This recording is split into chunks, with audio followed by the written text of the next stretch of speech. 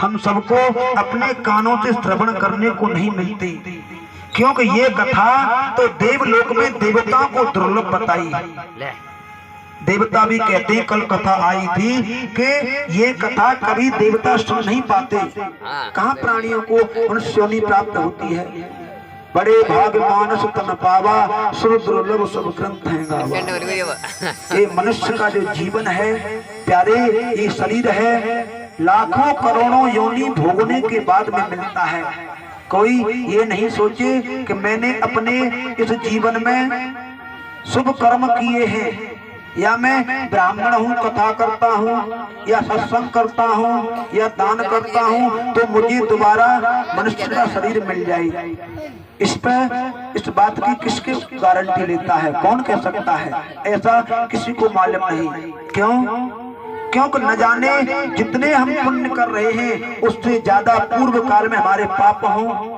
कल की कथा में सबने सुना था कि पितामह भीष्म को अपने 100 जन्म की याद थी, और वो कहते हैं कि मैं प्रतिज्ञा पूर्वक कह रहा हूँ गोविंद, मैंने कोई पाप नहीं किया, तो फिर मुझे ये किस जन्म का इतना भोग कष्ट भोगना पड़ रहा है, पाप दुख भोग रहा हूँ। कन्हैया ने कहा था, हे पितामह बाबा, तुम 100 जन्म को छोड़ते हुए और 100 जन्म से नीचे चल के एक से एक में पुण्य अपने जन्म को याद करो। उस जन्म में भी तुम राजा थे और आपने जो पाप किया था बताया था, सर्प वाली कथा आई थी, झरकती पर फेंक दिया, कितने पुण्य हुए, और सभी 100 जन्म के पुण्य एक से एक जन्म पहले में जो पाप किया था उनको यहाँ आके फिर वो भी भोगना पड़ा। तो इस बात की प्यारे कोई गारंटी नहीं है कि क्या शरीर मिलेगा, किस योनि में जाना होगा। तो जो ये शरीर मिला है इसको प्रथा नहीं गंवाना चाहिए, बड़े सदकर के, और विशेष रूप से हमें अपने धर्म को याद रखना चाहिए। क्यों? गुरुजी कहते हैं कि धर्म यहाँ भी साक्षी है। संसार में ऐसी कौन सी चीज है कि प्राणी के साथ यहाँ भी रहती है और मरने के बाद परलोक में भी साथ जाती है? बताओ।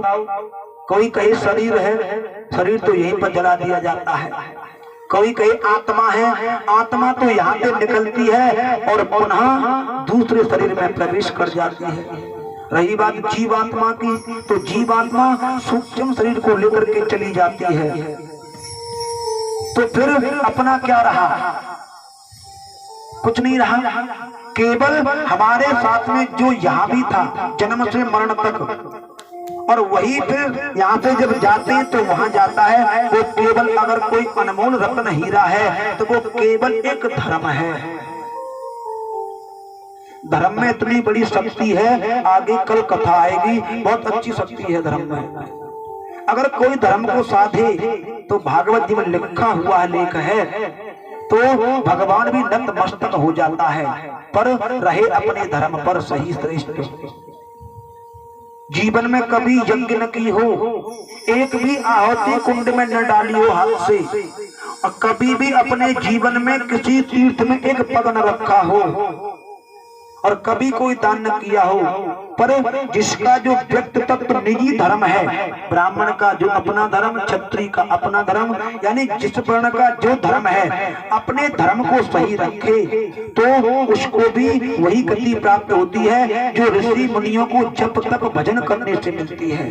इतनी बड़ी धर्म की महिमा है। क्यों? क्योंकि जब यहाँ से वहां जाएंगे और भगवान की वहां पर जो कचहरी है, कोर्ट है, तो वहां जब जाते हैं तो वहां पर जो भी हमारा गवाह बनता है, गवाही देने वाला साक्षी, वो केवल जीवात्मा के साथ में धर्म रहता है, और वहां कोई नहीं रहता, सब कुछ यही रह जाता है। जितने यहाँ पर हमने निष्पत्ति दे करके गवाह बनाए थे, वो गवाह झूठे के यहीं पर रह गए, पर उस सच्चे जज के सामने और सच्ची अदालत में, परलोक में, वहाँ केवल कोई गवाही देता है तो केवल हमारा धर्म है, और जिसका जो धर्म सही है उसकी गति हो जाती है। जिसका धर्म सही नहीं तो वो पुनः उसी कुंड में जाकर के गिर जाता है जहाँ अनेकों कष्ट भोगता है। तो इसलिए कहना है धर्म को श्रेष्ठ बना के रखना चाहिए। आज उस बालक का नामकरण हुआ परीक्षित जी रख दिया गया। क्यों? कुछ और रख देते, क्योंकि ऐसा लिखा है वो समाज का परीक्षण कर रहा था, इसलिए श्रेष्ठ था, अपने में पूर्ण ज्ञानी था, उसका नाम परीक्षित जी महाराज रख दिया। आज परीक्षित जी महाराज का लालन पालन हो रहा है।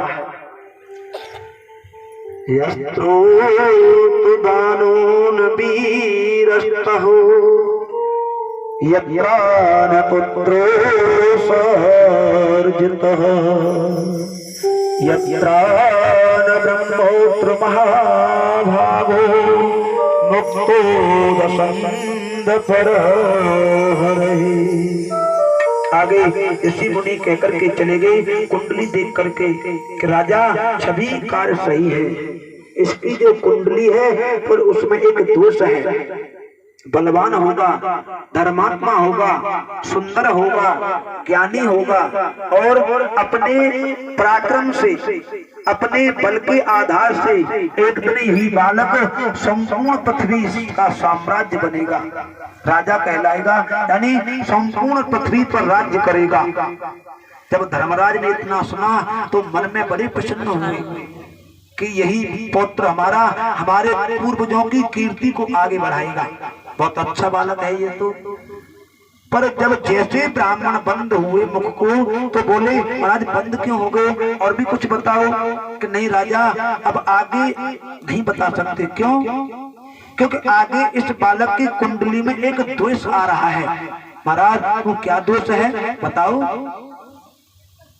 कि ऐसा बालक होते हुए भी पराक्रमी, तेजस्वी, संपूर्ण गुण मिल रहे हैं एक जगह, पर एक द्वेष बन रहा है कि ये बालक आगे चल करके एक संत का अपमान करेगा, अज्ञानता बस, अपने आप नहीं, और कुछ संत के क्रोध के आवेश में आकर के इसको श्राप मिलेगा, और श्राप के कारण ही इस बालक को एक सर्प के दंशित करने से मृत्यु प्राप्त होगी। पर राजा इसमें आगे चलकर के समाधान है, इसकी रेखा बता रही है कि ये बालक जब इतना बड़ा श्राप युक्त हो जाएगा तो अपने ज्ञान के माध्यम से, अपनी उदारता के माध्यम से आगे चल करके बड़े बड़े ऋषि मुनि महात्माओं से अपने प्रश्न का समाधान करते हुए अपनी मुक्ति का मार्ग स्वयं सुलभ कर लेगा, इसकी अधोगति नहीं होगी फिर भी। अच्छा महाराज ये तो अच्छी बात है।